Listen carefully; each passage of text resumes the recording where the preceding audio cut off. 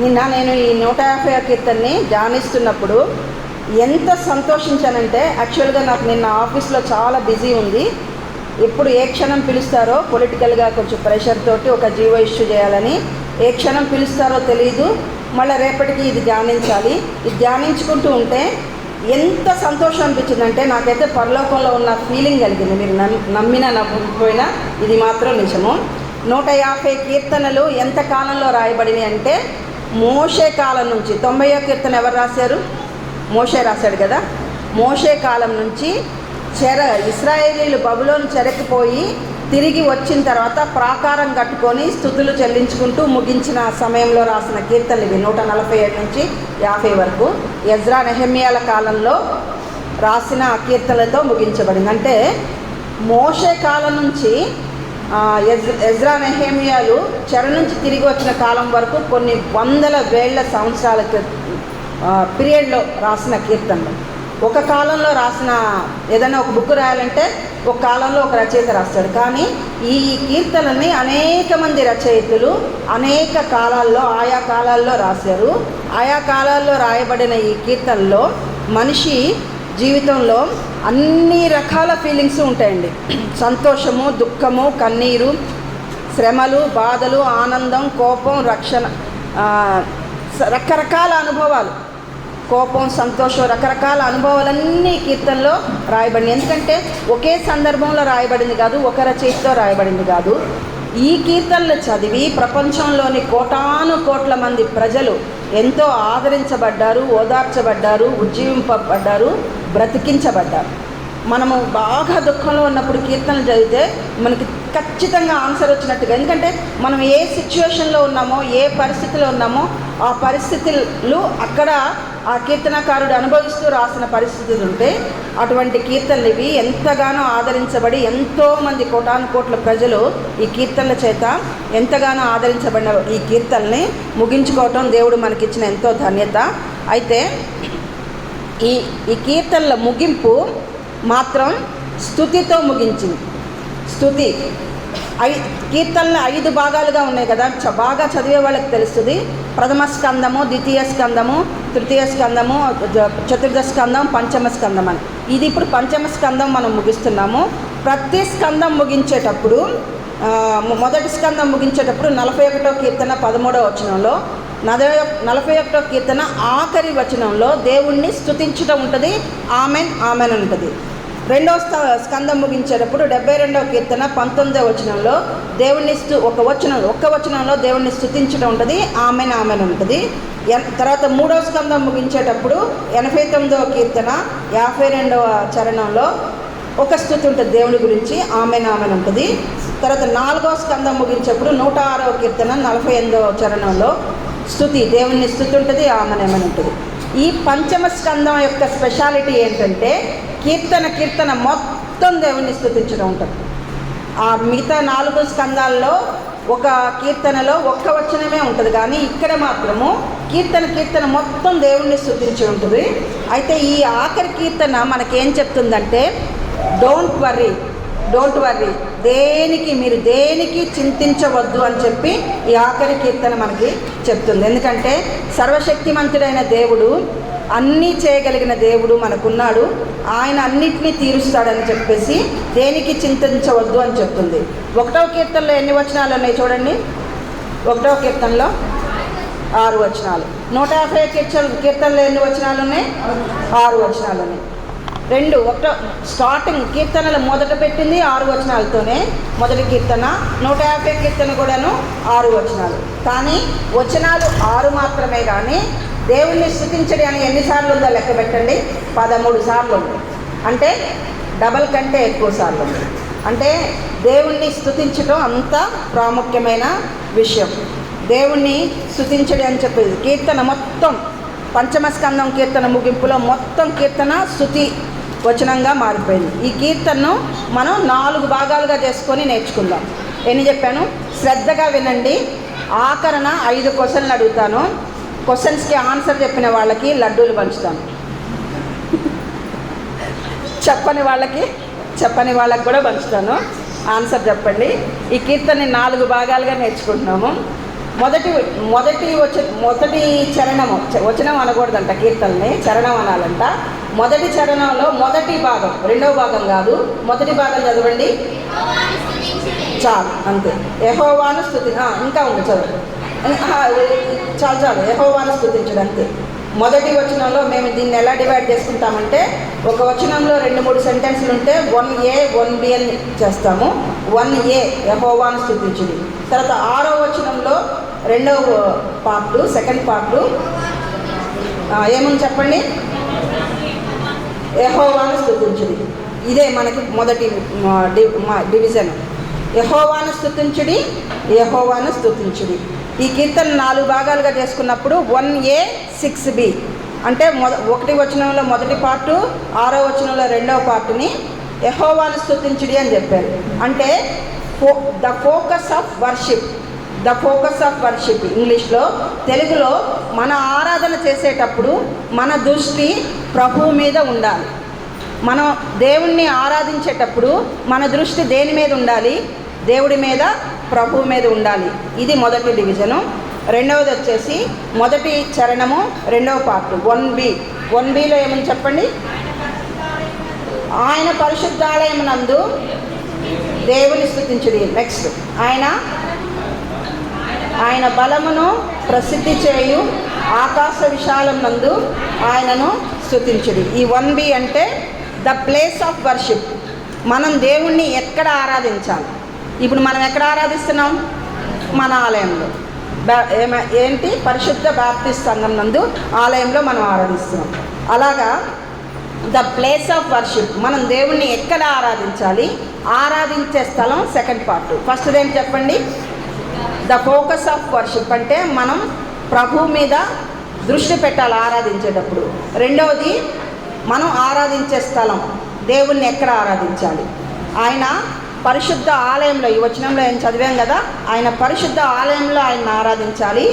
ఆకాశ విశాలం నందు అంటే భూమి ఆకాశాలు, హెవెన్ అండ్ ఎర్త్, ఆకాశము భూమి 2 చోట్ల కూడా ఆయన్ని ఆరాధించాలి. 3వ భాగం ఏంటంటే ద థీమ్ ఆఫ్ వర్షిప్.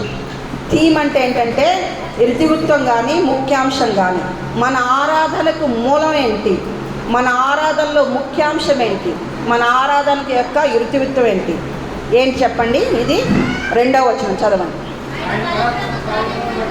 ఆయన పరాక్రమ కార్యములను బట్టి ఆయన పరాక్రమ కార్యాలని బట్టి మనం ఆయన్ని స్తుతించాలి. తర్వాత ఆయన మహాప్రభావం బట్టి మనం స్తుతించడానికి మూల కారణం ఏంటంటే ఆయన పరాక్రమ కార్యాలు, ఆయన మహాప్రభావం.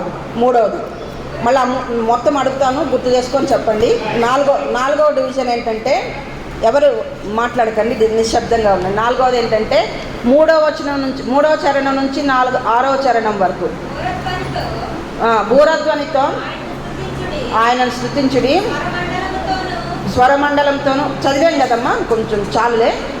ఎలా స్తుతించాలి, ఏ వాయిద్యాలతో స్తుతించాలి అని చెప్పేసింది. 3 నుంచి 6 వచనాల వరకు ద మీన్స్ ఆఫ్ వర్షిప్, ఏ విధంగా ఎలా దేవుణ్ణి ఆరాధించాలి, ఆరాధించే విధానం 4వది. నాకు మళ్ళీ చెప్పండి అందరూ, ఆరాధించే విధానం 4వది. మొదటిది ఏంటి చెప్పండి,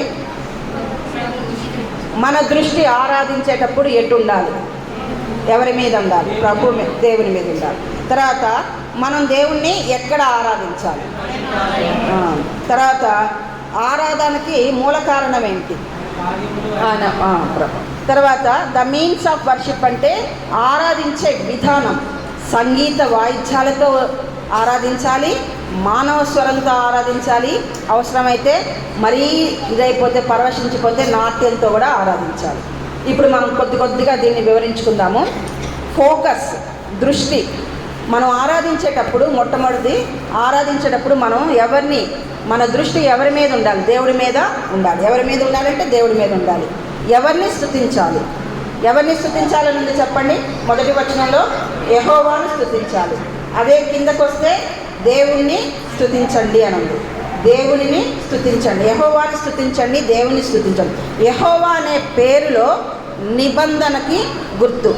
యెహోవా అనే పేరులో నిబంధన ఉంది. యెహోవా అనే పేరులో వాగ్దానాలు ఉన్నాయి. మనల్ని రక్షించటానికి, కాపాడటానికి, భద్రపరచడానికి, శ్రద్ధ తీసుకోవటానికి. హల్లెలూయా.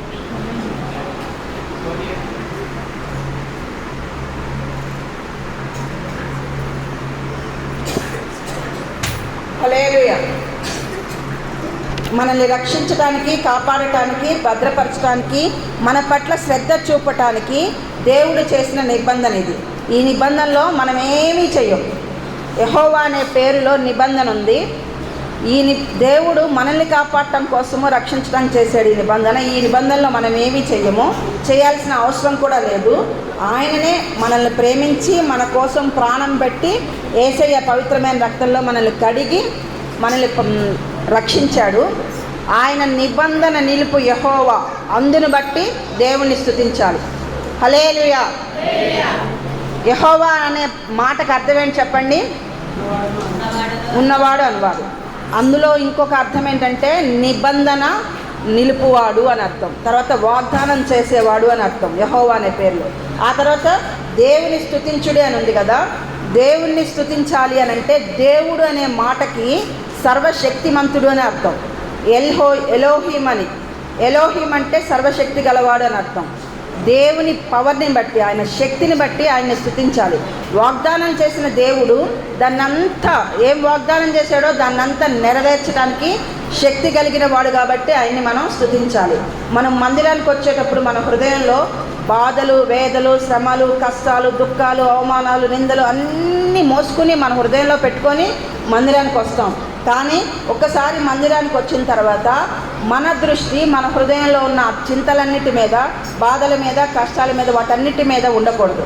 మన దృష్టి ఎవరి మీద ఉండాలి చెప్పండి? దేవుని మీద. మనం ఆరాధించేటప్పుడు మన దృష్టి మన కష్టాలు, మన బాధలు, వేదనలు, ఒకవేళ సంతోషం ఉన్న సంతోషం మీద కూడా ఉండకూడదు. దేవుని మీదే మన దృష్టి ఉంచుకొని దేవుని యొక్క శక్తి, మహిమ, ఆయన మన ఆరాధనకు ఆధారం కావాలి. దేవుడు మన ఆరాధనకు ఆధారం కావాలి. దేవుని యొక్క శక్తి, ఆయన మహిమ మన ఆరాధన కావాలి. మనల్ని మనం హెచ్చించుకోకూడదు, దేవుణ్ణి హెచ్చించాలి. దేవుణ్ణి మాకు కాదు యెహోవా, మాకు కాదు, నీ కృపా సత్యాలను బట్టి నీకే మహిమ అని దేవుడు చెప్పాడు. అందరూ ఒకసారి హల్లెలూయా చెప్పండి. హల్లెలూయా.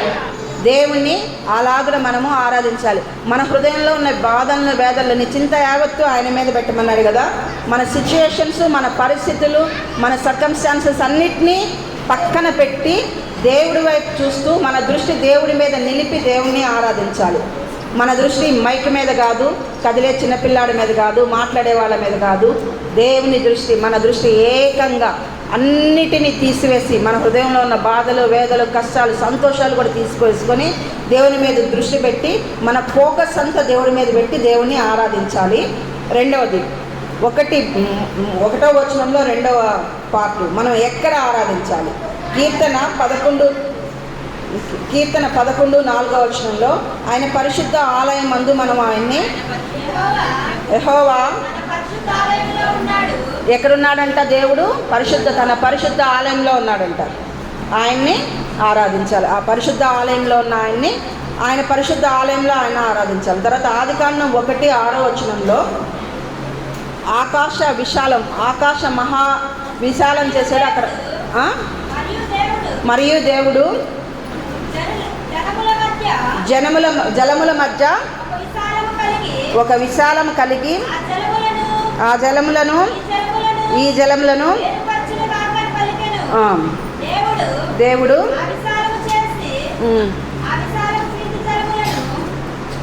చదవండి.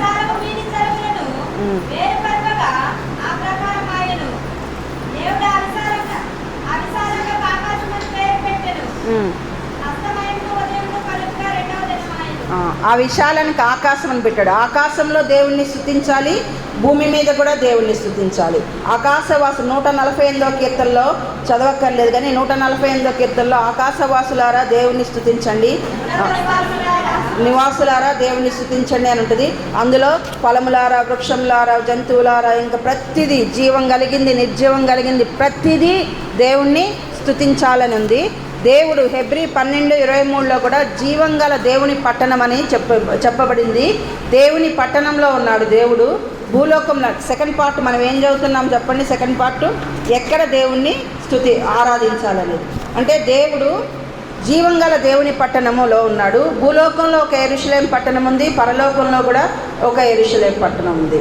ఆ జీవంగల దేవుని పట్టణంలో దేవునికి ఆరాధన జరుగుతుంది. పరలోకంలో దేవునికి నిత్యం కోటాను కోట్ల దేవదూతలు పరిశుద్ధుడు పరిశుద్ధుడు పరిశుద్ధుడని ఆరాధిస్తూనే ఉన్నారు. ఇక్కడ ఆయన భక్తులు ఆయన్ని ఆరాధిస్తూ ఉన్నారు. తర్వాత ఇశ్రాయేలీలు అరణ్య యాత్రలో ఎక్కడ ఆరాధించారు? ప్రత్యక్షపు గుడారంలో ఆరాధించారు. దేవుడు ప్రత్యక్ష గుడారంలో నివసించాడు, అక్కడ ఆరాధించారు. తర్వాత యూదులు సమాజ మందిరాల్లో సునగోగులను కట్టుకునేవాళ్ళు, అక్కడ ఆరాధించేవాళ్ళు. ఆ తర్వాత సొలొమోను కట్టించిన దేవాలయంలో ఆరాధించారు. ఒకసారి అందరూ హల్లెలూయా చెప్పండి. హల్లెలూయా. దేవుణ్ణి ఆరాధించడానికి రకరకాల ప్లేసుల్లో ఆరాధించుకుంటూ వచ్చారు. ఆరాధన చేయటానికి కోసం యాజకులు లేవీయులు ప్రజలందరినీ నడిపించేవాళ్ళు. అయితే అపోస్తుల కార్యం 7వ అధ్యాయం 48-50లో ఒక మాట స్టెఫన్ చెప్తాడు, ఆయన హస్తకృతాలయాల్లో నివసించడు అని చెప్పేసి. అదే అపోస్తుల కార్యం 17:24-25లో పౌలు కూడా చెప్తాడు, హస్తకృతాలయాల్లో దేవుడు నివసించడని చెప్పేసి. యెషయా కూడా చెప్తాడు, దేవుడు అంటే మనిషి తన చేతులతో నిర్మించిన ఆలయాల్లో దేవుడు నివసించడు. కానీ దేవుడికి ఇష్టమైన నివాస మందిరం ఏంటి తెలుసా చెప్పండి? ఎక్కడ? ఆయన మన హృదయంలో నివసించి సంచరించడానికి ఇష్టపడుతున్నాడు. ఇవన్నీ చదివిస్తే సమయం సరిపోదని నేను స్కిప్ చేస్తున్నా. అయితే మట్టి గోడల్లో ఆయన నివసించడానికి ఇష్టపడ్డు. కానీ మనమందరం ఇట్లా కూడుకొని దేవుడిని ఆరాధించడానికి ఫెసిలిటేట్గా ఉపయోగకరంగా ఉంటుందని చెప్పేసి ఈ ఆలయం కట్టుకున్నాం. కానీ ఈ ఆలయంలో ఏం దేవుడు ఉండడు, మనమే మహిమాలయాల దేవునికి ఇష్టమైన ఆలయం ఎవరంటే మనమే. మన హృదయంలో ఆయన నివసించి సంచరించడానికి ఇష్టపడుతున్నాడు. దేవుని మహిమను మనం మోసుకుంటూ వెళ్ళవలసిన వారమే ఉన్నాం. దేవునికి ఎవరో మనం చెప్పండి, అందరూ చెప్పండి. మహిమాలయాల మట్టి గోడలతో నివసించిన ఆలయాల్లో దేవుడు నివసించడు. కానీ మహిమాలయాలైన జీవం కలిగిన మనలో దేవుడు నివసించడానికి ఇష్టపడతాడు. ఎక్కడ దేవుణ్ణి ఆరాధించాలనే దాన్ని మనం చదువుతున్నాము. ఆదిమ సంఘంలో ఇళ్లల్లో, మేడగదుల్లో, తర్వాత సమాజ మందిరాలు ఉన్నాయి కదా, యూదుల సమాజ మందిరాలు అప్పటికీ ఉన్నాయి. వాటిల్లో దేవుణ్ణి ఆరాధించేవాళ్ళు. ఇంకా యేసుక్రీస్తు పచ్చిక బయల్లో ఆరాధించేవాడు. పచ్చిక బయల్లో కూడా ఆదిమ సంఘంలో పచ్చిక బయల్లో, నదీ తీరాన, ఎక్కడంటే అక్కడ ఆరాధించారు. ఆ తర్వాత శ్రమలు వచ్చిన తర్వాత అండర్ గ్రౌండ్కి వెళ్ళిపోయి అండర్ గ్రౌండ్లో ఆరాధించేవాళ్ళు. అండర్ గ్రౌండ్లో కేక్ తెచ్చి, ఇప్పుడు కూడా అరబ్ కంట్రీస్లో అలాగే ఆరాధిస్తారంట. ఒక కేక్ తెచ్చుకొని ఆ కేక్ అక్కడ పెట్టుకొని దేవుణ్ణి ఆరాధిస్తూ ఉంటారు. ఎవరన్నా పోలీసులు వచ్చి ఏం చేస్తున్నారు అని అంటే గబగబా బర్త్డే సాంగ్ పాడుతూ కేక్ కట్ చేస్తూ మేము ఇక్కడ బర్త్డే పార్టీ చేసుకున్నామని చెప్తారంట. అలా శ్రమలు పొందుతూ కూడా దేవుణ్ణి ఆరాధించడం ఆపకుండా ఉన్నారు ఆదిమ సంఘంలో. ఇప్పటికీ ప్రపంచంలో చాలా రెస్ట్రిక్షన్స్ ఉన్న దేశాల్లో అలాగా ఆరాధిస్తున్న వాళ్ళు ఉన్నారు. ఒంటరిగా ప్రార్థించాలి, సమాజంగా కూడుకుని దేవుణ్ణి ఆరాధించాలి. హెబ్రీ పత్రిక 10:25 చదవండి. సమాజంగా కూడుకొనుట మానవద్దు, అంత్య దినాల్లో ఉన్నాం, మరి ఎక్కువగా కూడుకోనండి. ఇప్పుడు మనం ఏ దినాల్లో ఉన్నాం చెప్పండి? అంత్య దినాల్లో ఉన్నాం కాబట్టి మరి ఎక్కువగా ఇలా ఆలయానికి పరిశుద్ధుల సమూహంతో కలిసి ఆలయానికి వచ్చి దేవుని సన్నిధిలో ఎక్కువగా కూడుకుని ఆరాధించాలని ఇక్కడ చెప్తుంది హెబ్రీ పత్రిక.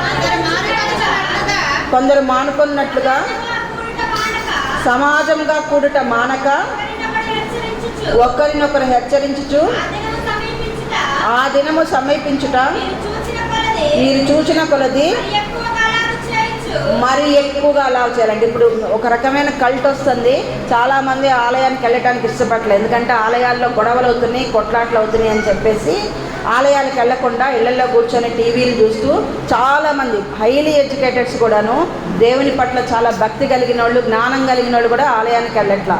కానీ వాక్యానికి అది విరుద్ధం. వాక్యం ఏం చెప్తుంది? అంత్యదినం కాబట్టి ఆ దినం సమీపించుట, ఆ దినం అంటే రెండవ రాకడ సమీపిస్తున్న మరి దగ్గరగా ఉంది కాబట్టి మరి ఎక్కువగా కూడుకోమని చెప్పి వాక్యం చెప్తుంది. సో భూమి మీద ఉన్న ఏ స్థలంలోనైనా దేవుణ్ణి ఆరాధించవచ్చు. ఎందుకంటే ఆయన ఆకాశమందు భూమి మధ్య వ్యాపించి ఉన్నాడు. భూమియు దాని పరిపూర్ణత దేవునిదే కాబట్టి ఆకాశవాసులు ఆయన ఆరాధిస్తున్నారు, పరలోకంలో ఆయన ఆరాధించబడుతున్నాడు, భూమి మీద ఆయన భక్తులతో ఆరాధించబడుతున్నాడు. ఎక్కడైనా దేవుణ్ణి ఆరాధించవచ్చు. 2వ పాయింట్ అయిపోయింది. 3వ పాయింట్ వచ్చేసి థీమ్ ఆఫ్ వర్షిప్. ఆరాధనకు ముఖ్యాంశం ఇతివృత్తం. ఆరాధనకి మూల కారణం ఏంటి చెప్పండి, గుర్తుందా? మనం ఆరాధించడానికి మూల కారణం ఏముంది? 2వ వచనం, ఆయన పరాక్రమ కార్యాలు, ఆయన మహాప్రభావాన్ని బట్టి ఆయన ఆరాధించాలి. బైబిల్ అంతటిలో కూడా దేవుని పరాక్రమ కార్యాలు ఉన్నాయి. ఇశ్రాయేలీయుల్ని ఐగుప్తు చెర నుంచి విడిపించేటప్పుడు దేవుడు ఎన్ని అద్భుతాలు చేశాడు చెప్పండి? ఎన్ని అద్భుతాలు చేశాడు గుర్తుందా? 10 అద్భుతాలు చేశాడు. గొప్ప సూచక్రియలు చేసి ఇశ్రాయేలీయుల్ని ఆ బానిసత్వం నుంచి విడిపించాడు. ఆ పరాక్రమ కార్యాలను బట్టి దేవుణ్ణి ఆరాధించాలి. తర్వాత దావీదు కనాను దేశాన్ని స్వతంత్రించుకునేటప్పుడు ఎరికో గోడలు కూల్చడానికి కేవలం స్తుతులతో బలమైన ఎరికో గోడల మీద రథాలు గుర్రాలు ఇల్లులు కట్టుకొని వెళ్ళాడంట. ఆ రథాలు గుర్రాలు ఏనుగులు నడిచాయంట. అంత పెద్ద ఎరికో గోడని కేవలం స్తుతులతోటి కూల్చాడు. దేవుడు గొప్ప కార్యాలు, పరాక్రమ కార్యాలు చేశాడు. ఆ కనాను దేశాన్ని స్వతంత్రించుకునేటప్పుడు అందరు రాజుల మీద యుద్ధాలు జయమనుగ్రహించాడు. ఆ కార్యాలన్నింటినీ బట్టి దేవుణ్ణి స్తుతించాలి. దావీదు వంశాన్ని ఏర్పరచుకొని ఆశీర్వదించి స్థిరపరిచి వర్ధిల్లజేసి ఆ వంశం ద్వారా మెస్సియాని పంపించాడు దేవుడు. దాన్ని బట్టి దేవుణ్ణి ఆరాధించాలి. తర్వాత బబులోను చెర నుంచి ఇశ్రాయేలీయులు, ఇవన్నీ ఓల్డ్ టెస్టిమెంట్లో ఉన్నాయి. ఓల్డ్ టెస్టిమెంట్ అంటే పాత నిబంధనలో దేవుని యెహోవా చేసిన కార్యాలన్నీ పాత నిబంధనలో ఉన్నాయి. అవన్నీ కూడా ఇశ్రాయేల్ ఐగుప్తు చెర నుంచి విడిపించడం, కనాను దేశాన్ని స్వతంత్రించుకోవటం, దావీదు వంశాన్ని ఆశీర్వదించి మెస్సియాని పంపటం, బబులోను చెర నుంచి ఎజ్రా నెహెమీయాల కాలంలో విడిపించి గొప్ప కార్యాలు చేసి మరలా వారి దేశాన్ని వారికి ఇవ్వటం, ఇవన్నీ కూడా పాత నిబంధనలో ఉన్న దేవుని గొప్ప పరాక్రమ కార్యాలు. మరి నూతన నిబంధనలో ఎన్ని ఉన్నాయి తెలుసా? 4 సువార్తల్లో, నూతన నిబంధన గ్రంథంలో యేసయ్య అద్భుతాలు ఏ సువార్తల్లో చెప్పబడినాయి చెప్పండి? హల్లెలూయా చెప్పండి అందరూ ఒకసారి. 4 సువార్తల్లో యేసయ్య చేసిన అద్భుతాలు నూతన నిబంధనలో చెప్పబడినాయి. ఆ పరాక్రమ కార్యాన్ని బట్టి కూడా, దేవుడు చేసిన ఆ పరాక్రమ కార్యాన్ని బట్టి కూడా దేవుణ్ణి ఆరాధించాలి. తర్వాత అపోస్తల కార్యము పత్రికల్లో పరిశుద్ధాత్మతో నింపబడిన దేవుని శిష్యులు, అపోస్తలు, ఆయన భక్తులు చేసిన గొప్ప కార్యాలన్నీ రాయబడినాయి. వాటన్నిటిని బట్టి కూడా దేవుణ్ణి స్తుతించాలి. దేవుడు చేసిన ఆ పరాక్రమ కార్యాలు ఆయన గుణలక్షణాలని బయటకు చూపిస్తాయి. దేవుడు చేసే ఆ పరాక్రమ కార్యాలు ఆయన గొప్పతనాన్ని, ఆయన గుణలక్షణాన్ని, ఆయన ఎంత గొప్ప దేవుడో, ఎంత గొప్ప కార్యాలు, సూచక్రియలు, మహాద్భుత క్రియలు, ఆశ్చర్య కార్యాలు చేసే దేవుడని చూపిస్తే కనుక ఆ కార్యాలంతటిని బట్టి దేవుణ్ణి స్తుతించాలి. అయితే పాత నిబంధనలో 4 సువార్తల్లో యేసయ్య చేసిన కార్యాలు, అపొస్తలుల కార్యాలు, పత్రికల్లో భక్తులు, ఆయన భక్తులు పరిశుద్ధాత్మతో నింపబడి చేసిన కార్యాలన్నిటినీ కూడా ఈ కీర్తనలో ఒకే ఒక్క మాటలో రాయబడింది. అదేంటంటే ఆయన చెప్పండి, ఆయన పరాక్రమ కార్యాలను బట్టి ఆయన్ని స్తుతించుడి అని చెప్పేసి ఒక్క మాటలో రాయబడింది. అందుని బట్టి దేవుడిని స్తుతించాలి. ఆయన పరాక్రమ కార్యాలని మనము వర్ణించలేము. కీర్తన 60:12 చదువు. దేవుని పరాక్రమ కార్యాలని మీరు సరిగా వినటం లేదు, కానీ మనసు పెట్టి వింటే ఒక క్షణం అంత అద్భుతమైన కార్యాలు పాత నిబంధనలో, కొత్త నిబంధనలో, అపొస్తలుల కార్యం పత్రికల్లో చేసిన ఆ అద్భుత కార్యాలన్నీ మీరు కూడా భక్తిగా ఉండి ఆయనని ఆరాధిస్తే మీ జీవితాల్లో కూడా జరుగుతాయి. అంతకంటే గొప్ప కార్యాలు మీ జీవితాల్లో కూడా జరుగుతాయి, జరిగే ఉండొచ్చు చాలామందికి. కాబట్టి అటువంటి అద్భుత కార్యాలు మన జీవితాల్లో జరగాలంటే ఆయన్ని ఆరాధించాలి. ఆయన ఆరాధించడానికి మన వల్ల కాదు, ఆయన్ని మనం వర్ణించలేము. ఆయన ఆరాధనకు యోగ్యుడు, అర్హుడు. ఆయన మాత్రమే యోగ్యుడు, ఆయన మాత్రమే పవిత్రుడు, ఆయన మాత్రమే అర్హుడు. ఆయన్ని ఎవ్వరూ ఆరాధించాలి. ఆయన ఆరాధించాలంటే, ఆయన చేసిన గొప్ప కార్యాలు రాయాలంటే ఈ భూమి అంతా సరిపోదని యోహాను భక్తుడు రాశాడు. ఇప్పుడు చదవండి 60వ దేవుని వలన 60వ కీర్తన 12 దేవుని వలన మేము శూర కార్యములు జరిగించదము, మా శత్రువులను అణగదొక్కువాడు ఆయనే. చదవండి. ఆయన చేసిన ఆశ్చర్యకాలను వివరించలేమని ఉంటుంది. 106వ కీర్తన 106వ కీర్తన సారీ 106వ కీర్తన 2వ వచనం. దేవుని వల్ల సూర్యకార్యాలు జరిగిస్తామనేది మన కోసం. మన దేవుణ్ణి మనం ముందు పెట్టుకొని ఆయన ఆరాధిస్తూ దేవుని వల్ల మనము సూర్యకార్యాలు జరిగిస్తాము. అయితే ఆయన చేసిన కార్యాలని మనం వర్ణించలేము. 106:2 యెహోవా పరాక్రమ కార్యములను ఎవడు వర్ణింపగలడు? ఆయన కీర్తి అంతటిని ఎవడు? మన వలన కాదు. యెహోవా పరాక్రమ కార్యాన్ని వర్ణించాలంటే మన వలన కాదు. అయినా మనము మన జీవితకాలం అంతా స్తుతించినా సరిపోనంత స్తుతులకు పాత్రుడు. అయినా మనం ఆయన్ని ఆరాధించాలి. తర్వాత 4వది చూద్దాము. The means of worship. ఎలా దేవుణ్ణి స్తుతించాలి అనంటే 3వ చరణం నుంచి 6వ చరణం వరకు ఎలా చెప్పాడు? సంగీత వాయిద్యాలతో, మానవ స్వరంతో, చక్కని స్వరంతో, నాట్యముతో, ఎన్ని ఇన్స్ట్రుమెంట్స్, సంగీత వాయిద్యాలు, మ్యూజికల్ ఇన్స్ట్రుమెంట్స్ ఎన్ని చెప్పాడంటే ఇక్కడ 8 మ్యూజికల్ ఇన్స్ట్రుమెంట్స్ చెప్పాడు. తర్వాత మానవ స్వరం గురించి కూడా చెప్పాడు. తర్వాత నాట్యంతో కూడా దేవుణ్ణి ఆరాధించాలి. అంటే ప్రపంచంలో ఎన్ని మ్యూజికల్ ఇన్స్ట్రుమెంట్స్ ఉన్నా వాటన్నిటితో కలిపి దేవుణ్ణి ఆరాధించినా చాలనంత స్తుతికి ఆరాధనకు ఆయన యోగ్యుడు. అయితే అన్ని మ్యూజికల్ ఇన్స్ట్రుమెంట్ పెట్టి ఆరాధించినా కానీ దేవుడికి సంతోషం ఉండదు. మన స్వరంతో, మానవ స్వరంతో, మన ప్రపంచంలోని ఉన్న సంగీత వాయిద్యాలన్నీ ఒకవైపు పెట్టి మన స్వరం ఒకవైపు పెడితే దేవుడు మన స్వరంతో మన నోరు తెరిచి ఆరాధించేదాన్ని చాలా ఇష్టపడతాడు. ఆరాధనలో అందరూ కామ్గా నోరు మూసుకొని ఉంటారు. అది దేవుడికి ఇష్టం లేదు. మన స్వరం తెరచి చక్కని స్వరాలతో దేవుణ్ణి ఆరాధించడం ఆయనకి చాలా ఇష్టము. ఎందుకంటే మానవ స్వరంతో చేసే ఆరాధనని దేవుడు చాలా ఇష్టపడతాడు. ఈ మ్యూజికల్ ఇన్స్ట్రుమెంట్ 8 రకాల సంగీత వాయిద్యాల గురించి ఇక్కడ చెప్పబడింది. ఈ వాయిద్యాలన్నీ పరలోకంలో కూడా ఉన్నాయని కొన్ని రెఫరెన్స్లు ఉన్నాయి. టైం సరిపోదు కాబట్టి చెప్పటం లేదు. ప్రకటన 5:8 వాటిల్లో వీణలు అని ఉంది. తర్వాత బూరలు ఉంది. యేసయ్య బూరధ్వని వినిపిస్తుండగా ఆరోహణమయ్యాడని ఒక కీర్తనలో చెప్పబడింది. తర్వాత 2వ రాకడలో బూరధ్వని వినిపించిన తర్వాతే యేసయ్య ఈ భూలోకానికి దిగి వస్తాడు. సో మనం సంగీత వాయిద్యాలతో ఆయన్ని ఆరాధించాలి. 1వ దినవృత్తాంతం 25:1 వచనంలో ఆసాపు, హేమాను, యెదూతూను అనే వీళ్ళంతా సంగీతాలతోటి, కీర్తనలతోటి దేవుణ్ణి ఆరాధించారని చెప్పబడింది. అయితే మీరు పిల్లలైనా, పెద్దలైనా, స్త్రీలైనా, పురుషులైనా, యవనులైనా, వృద్ధులైనా, మీకు ఈ సంగీత వాయిద్యాలు వాయించటం వచ్చినా రాకపోయినా అందరూ ఎవరు దేవుణ్ణి ఆరాధించాలి అని అంటే దానికి ఆన్సరు సకల ప్రాణులు దేవుణ్ణి ఆరాధించాలి. అందరూ నోరు తెరిచి దేవుణ్ణి ఆరాధించాలి. ఎందుకు అనంటే ప్రాణం పెట్టిన దేవుడు, జీవాధిపతి అయిన దేవుణ్ణి, నీలో జీవం పోసిన దేవుణ్ణి, ఈ రోజు వరకు నిన్ను సజీవు లెక్కలో ఉంచిన దేవుణ్ణి నీవు ఆరాధించాల్సిన అవసరం ఉంది ఎంతైనా. ఎందుకంటే నీకంటే గనులైన వారు, నీకంటే జ్ఞానం వాళ్ళు పరంజ్యోతయ్య గారు లేరు కదా. ఆయన మనకంటే ఎంతో భక్తులు, మరి మనకంటే గొప్ప భక్తులు కొనుక్కోబడుతున్నారు.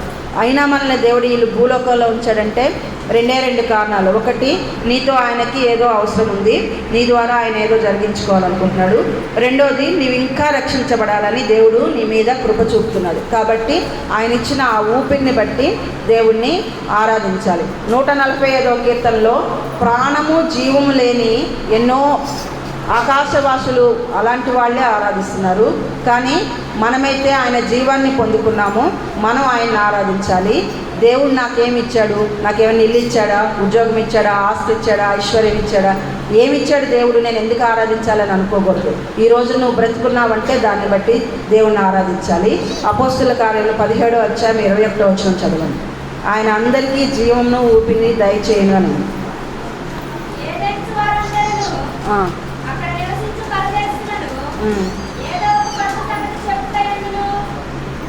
చదవండి.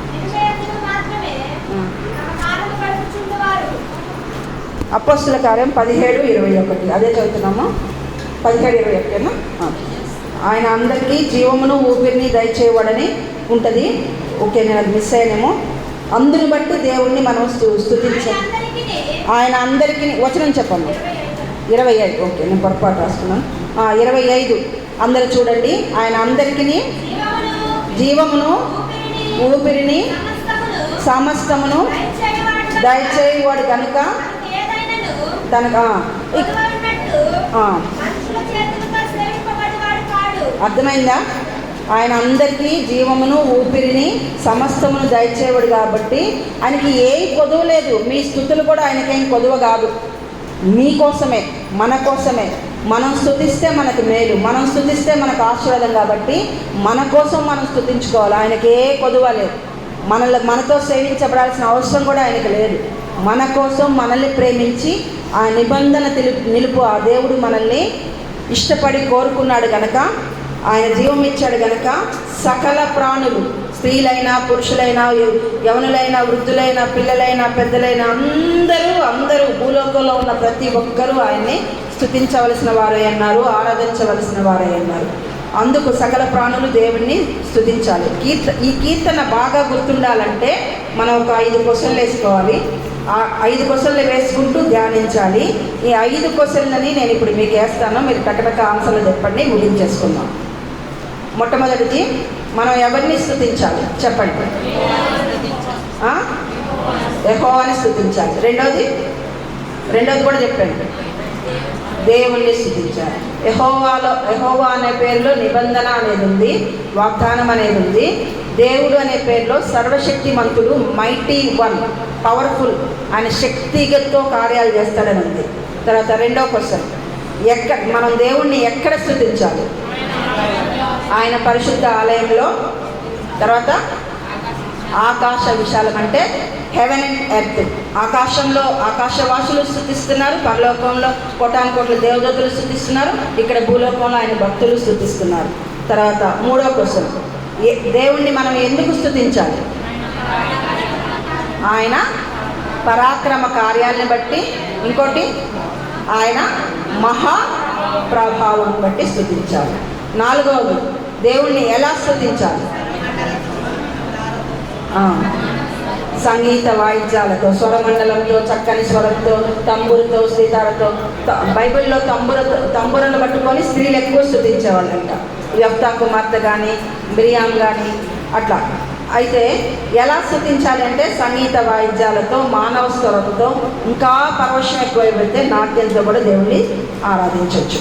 తర్వాత ఇక్కడ చెప్పిన ఇన్స్ట్రుమెంట్స్ అన్ని, మ్యూజికల్ ఇన్స్ట్రుమెంట్స్ అన్నీ, సంగీత వాయిద్యాలంటే అన్నీ వచ్చేస్తాయి. ఎన్ని మ్యూజికల్ ఇన్స్ట్రుమెంట్స్ గురించి చెప్పారు ఇక్కడ? 8. తర్వాత 5వ క్వశ్చన్, ఎవరు స్తుతించాలి?